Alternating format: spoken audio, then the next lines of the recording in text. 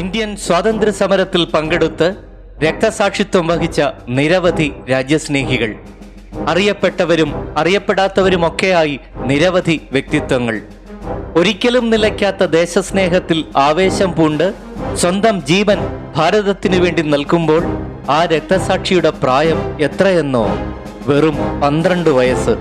കളിച്ചു നടക്കേണ്ട പ്രായത്തിൽ ബ്രിട്ടനെതിരെ ശബ്ദമുയർത്തി വീരമരണം വരിച്ച ആ ധീര രക്തസാക്ഷിയുടെ പേരാണ് ബാജി റൌത്ത്. 1926 ഒക്ടോബർ 5 ഒഡീഷയിൽ ധൻകനാൽ ജില്ലയിൽ ഒരു തോണിക്കാരന്റെ മകനായി ബാജി റൌത്തിന്റെ ജനനം. വളരെ ചെറുപ്പത്തിൽ തന്നെ പിതാവിനെ നഷ്ടപ്പെട്ടു. പിന്നീട് അമ്മയാണ് ഏറെ കഷ്ടപ്പെട്ട് അവനെ വളർത്തിയത്. ജന്മിയുടെ വയലിൽ നെല്ല് കൊയ്തു കിട്ടുന്ന തുച്ഛമായ വരുമാനം കൊണ്ട് ആ അമ്മ അവനെ ഓമനിച്ചു വളർത്തി. കുട്ടിയാണെങ്കിലും ബാജി റൌത്തിന്റെ മനസ്സിൽ രാജ്യസ്നേഹം വളർന്നു തുടങ്ങി. ബ്രിട്ടീഷ് ഭരണത്തിന്റെ അടിച്ചമർത്തലുകൾ, ക്രൂരതകൾ ഇവയൊക്കെയാണ് അവൻ ബാല്യത്തിൽ കണ്ടു വളർന്നത്. അന്നത്തെ ധേങ്കനാൽ രാജാവായിരുന്ന പ്രതാപ് സിംഗ് ദേവ് ബ്രിട്ടീഷുകാരുമായി ചേർന്നുകൊണ്ട് ഗ്രാമീണരെ ഏറെ ബുദ്ധിമുട്ടിച്ചു.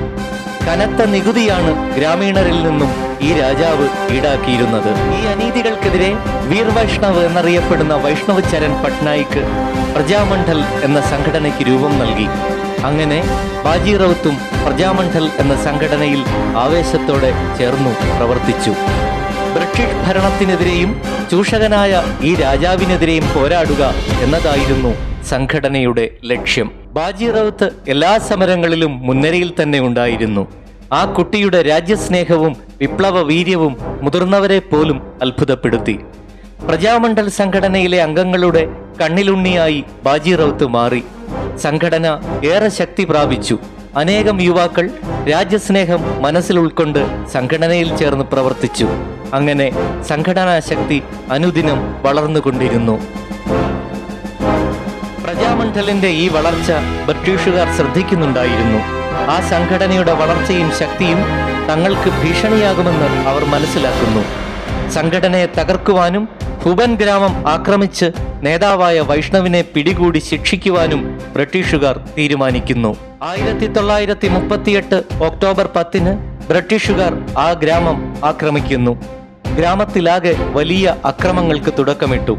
ഗ്രാമീണരെ ക്രൂരമായി ദ്രോഹിച്ചു. വൈഷ്ണവിനെ പിടികൂടുക എന്നതായിരുന്നു അവരുടെ പ്രഥമ ലക്ഷ്യം. ഗ്രാമവാസികളുടെ നേർക്ക് ക്രൂര പീഡനങ്ങൾ അഴിച്ചുവിട്ടെങ്കിലും വൈഷ്ണവിനെ ഒറ്റുകൊടുത്തില്ല രാജ്യസ്നേഹികളായ ആ ഗ്രാമീണ ജനത. സംഘടനാ പ്രവർത്തകരെ അറസ്റ്റ് ചെയ്ത് ജയിലിലടച്ചു. അറസ്റ്റിനെതിരെയും പ്രജാമണ്ഡൽ ശക്തമായ പ്രതിഷേധ സമരം ഉയർത്തി. സമരം ഏറെ ശക്തി പ്രാപിച്ചു. പ്രക്ഷോഭകരെ പിരിച്ചുവിടുവാൻ സൈനികർ വെടിയുതിർത്തു. 2 സമര പോരാളികൾ കൊല്ലപ്പെട്ടു. ഗ്രാമം മുഴുവൻ ബ്രിട്ടീഷുകാർ വലിയ ആക്രമണം തന്നെ നടത്തി. അതിക്രൂരമായ ആക്രമണങ്ങൾ. പക്ഷേ സംഘടനാ നേതാവ് വൈഷ്ണവിനെ അവർക്ക് ലഭിച്ചില്ല. വൈഷ്ണവ് ബ്രഹ്മണി നദിക്ക് അക്കരെ ഒരു തുരുത്തിലുണ്ടെന്ന് ബ്രിട്ടീഷുകാർ എങ്ങനെയോ അറിയുന്നു. അവർ അങ്ങോട്ടു നീങ്ങി. കുതിച്ചൊഴുകുന്ന ബ്രഹ്മണി നദിയുടെ കരയിൽ ബ്രിട്ടീഷുകാർ എത്തി. നദി കടക്കുവാനാവാതെ അവർ നിന്നു. അപ്പോഴാണ് ആ നദിയിൽ തൻ്റെ കൊച്ചു വള്ളവുമായി നിൽക്കുന്ന ബാജി റൌത്തിനെ ബ്രിട്ടീഷുകാർ കാണുന്നത്. അവർക്ക് സന്തോഷമായി. അവർ ബാജി റൌത്തിനോട് അക്കരയ്ക്ക് വഞ്ചി തുഴയുവാൻ ആവശ്യപ്പെട്ടു. അവനത് കേട്ട ഭാവം നടിച്ചില്ല. ഒരു കൊച്ചുകുട്ടി, ഇവൻ എന്താണ് തങ്ങൾ പറയുന്നത് കേൾക്കാത്തത്, അനുസരിക്കാത്തത്? അവർക്ക് അത്ഭുതമായി.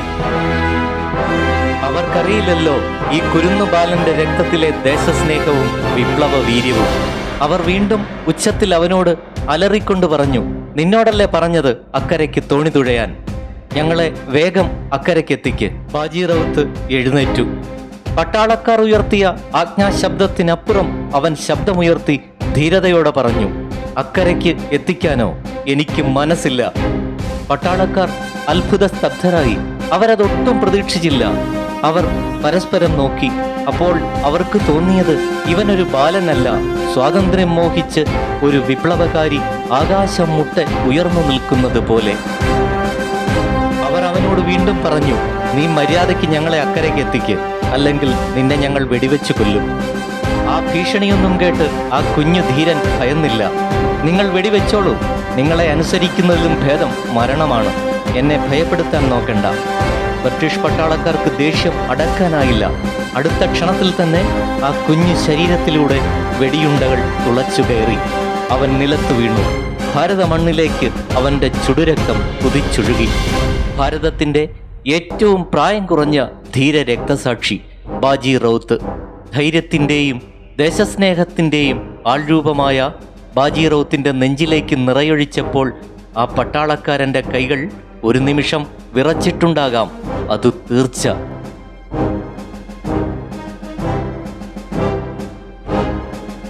ഈ കൊടും ക്രൂരത കണ്ടുനിന്നയൊരാൾ ഗ്രാമവാസികളെ വിവരമറിയിച്ചു.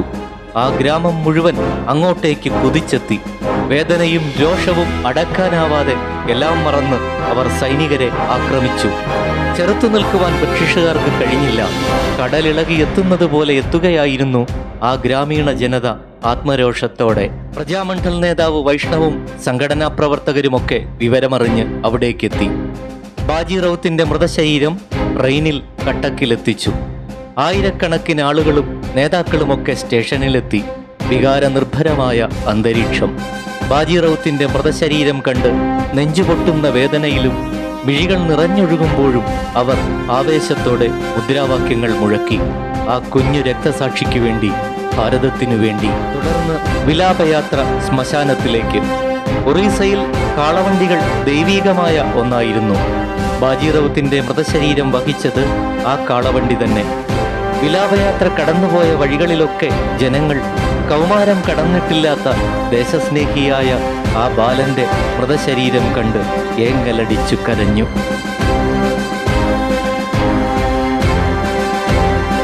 ബാജി റൌത്തിന്റെ ശരീരം അഗ്നിനാളങ്ങൾ ഏറ്റുവാങ്ങി.